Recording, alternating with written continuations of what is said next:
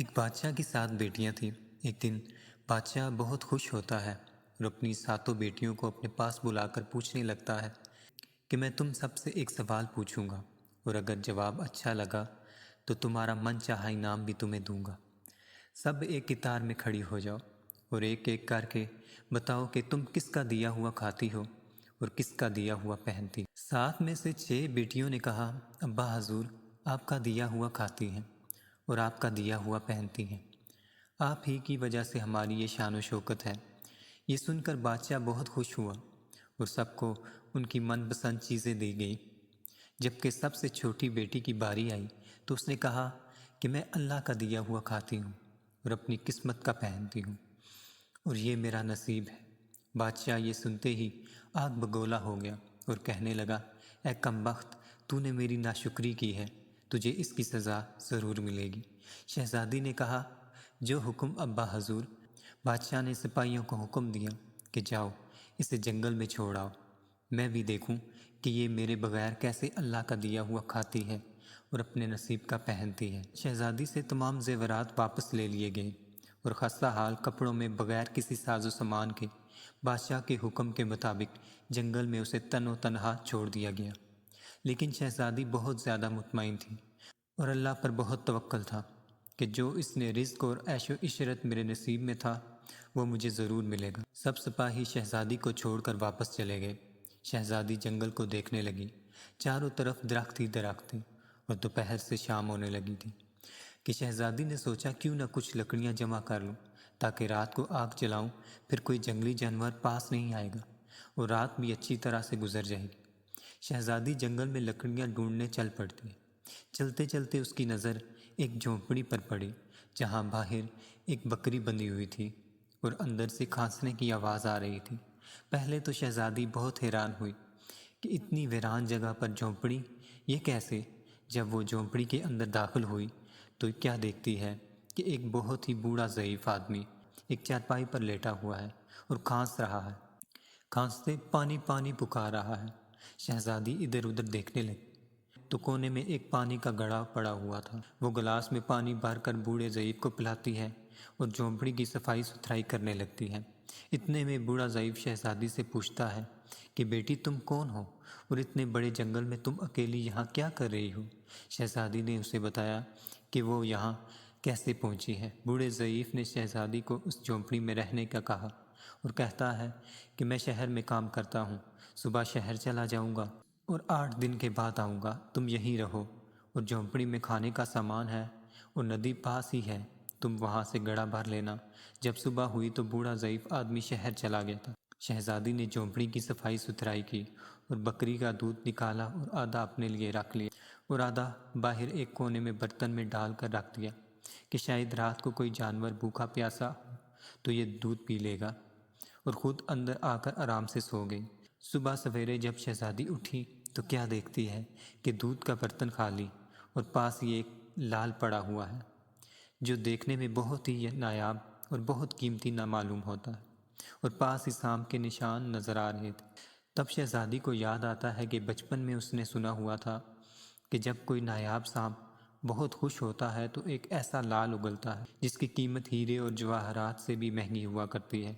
شہزادی بہت حیران ہوئی اور دل ہی دل میں سوچنے لگی کہ شاید سانپ بھوکا تھا، اس لیے وہ دودھ پی کر خوشی میں یہ لال چھوڑ گیا۔ پھر وہ لال اٹھا کر اپنے پاس رکھ لیا اور پھر اگلی رات شہزادی نے اسی طرح سے کیا کہ برتن میں دودھ وہاں پر رکھ دیا، اور اگلی صبح جب پھر دیکھتی ہے تو ایک اور لال پڑا ہوا ہوتا ہے۔ ایسے ہی کرتے کرتے 7 دن گزر جاتے ہیں اور شہزادی کے پاس 7 لال جمع ہو جاتے، اور اس دن بوڑھا ضعیف کو 3 لال دیتی ہے اور کہتی ہے یہ شہر جا کے یہ لال بیچ دیں اور آتے وقت اپنے ساتھ محل بنوانے والے مزدوروں کو بھی لے آئیے گا۔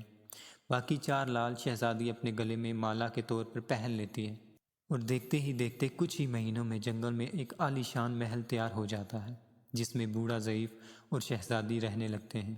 ایسا خوبصورت محل جس میں ہر آسائش و نوکر چاکر دنیا کے تمام تر نعمتیں موجود ہیں۔ شہزادی جنگل میں لکڑی کی فیکٹری لگا لیتی ہے جس میں غریب کام کرتے ہیں اور ان کی روٹی بھی چلتی